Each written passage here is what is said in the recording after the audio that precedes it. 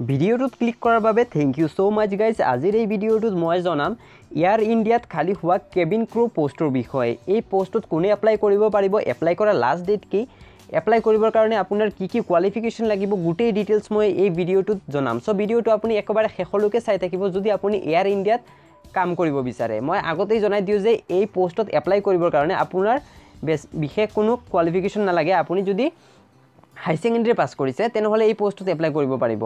তেনেহ'লে বলক ভিডিঅ'টো আৰম্ভ কৰোঁ, কিন্তু তাৰ আগতে আপুনি যদি মোৰ চেনেলটো ছাবস্ক্ৰাইব কৰা নাই তেনেহ'লে প্লিজ মোৰ চেনেলটো ছাবস্ক্ৰাইব কৰি ল'ব। আৰু এই পোষ্টত এপ্লাই কৰাৰ লাষ্ট ডেট মই প্ৰথমে কৈ দিওঁ।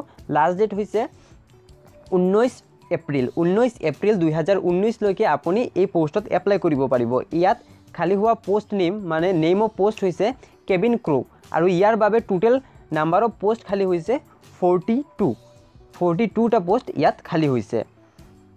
আৰু এই 42টা পোষ্টক ৰিজন ৱাইজ ভাগ কৰি দিছে।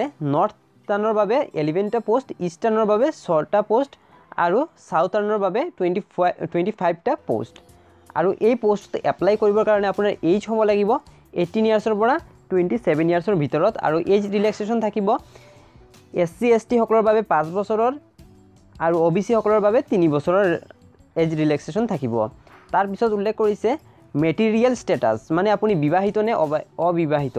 আপুনি যদি অবিবাহিত হয় তেনেহ'লে এই পোষ্টত এপ্লাই কৰিব পাৰে, কিন্তু আপুনি যদি বিবাহিত হয় তেনেহ'লে কিন্তু এই পোষ্টত এপ্লাই কৰিব নোৱাৰিব। তাৰপিছত এডুকেশ্যন কোৱালিফিকেশ্যন। এই পোষ্টত এপ্লাই কৰিবৰ কাৰণে আপোনাৰ এডুকেশ্যন কোৱালিফিকেশ্যন লাগিব হাই ছেকেণ্ডেৰী প্লাছ, আৰু আপোনাৰ যদি 3 বছৰৰ ডিগ্ৰী ডিপ্ল'মা থাকে ইন হোটেল মেনেজমেণ্টত বা আৰু কেটাৰিং টেকন'লজিত তেনেহ'লে আপোনাক প্ৰাধান্য দিয়া হ'ব। এইটো কম্পালচৰি নহয়, আপুনি জাষ্ট হাই ছেকেণ্ডেৰী পাছ কৰিলেই এপ্লাই কৰিব পাৰিব।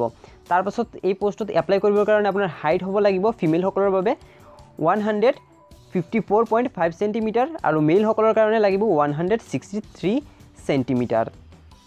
তাৰপিছত ৰিলেক্সেশ্যন দিয়া আছে 2.5 centimetre for SC ST candidate আৰু নৰ্থ ইষ্ট ষ্টেটৰ আৰু হিল ষ্টেটৰ কেণ্ডিডেটসকলৰ কাৰণে 2.5 চেণ্টিমিটাৰ ৰেহাই দিয়া আছে। তাৰপিছত লেংগুৱেজ আপোনাৰ জানা থাকিব লাগিব হিন্দী আৰু ইংলিছ।